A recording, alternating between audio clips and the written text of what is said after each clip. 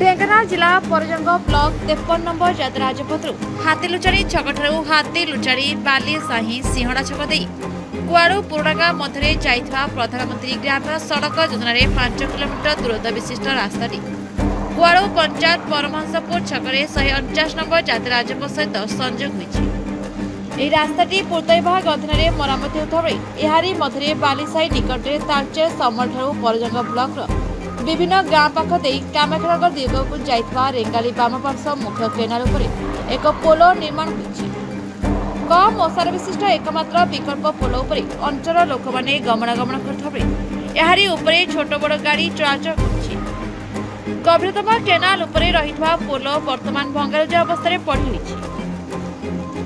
ରାସ୍ତା ମରାମତି ହେଉଥିବା ବେଳେ ଭଙ୍ଗାରୁଜା ଅବସ୍ଥାରେ ପଡ଼ି ରହିଥିବା କେନାଲ ପୋଲ କାହିଁକି ମରାମତି କରାଯାଉନାହିଁ ତାହା ଅଞ୍ଚଳବାସୀଙ୍କ ମନରେ ଆନ୍ଦୋଳିତ କରୁଛି।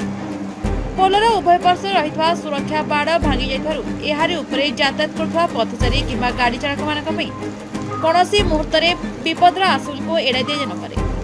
ଏହି ପୋଲ ଉପରେ କୌଣସି ମୁହୂର୍ତ୍ତରେ ବିପଦ ସୃଷ୍ଟି ହେଲେ ଏଥିପାଇଁ କିଏ ଦାୟୀ ରହିବ ବୋଲି ଅଞ୍ଚଳବାସୀ ମନରେ ପ୍ରଶ୍ନ ଉଠୁଛି।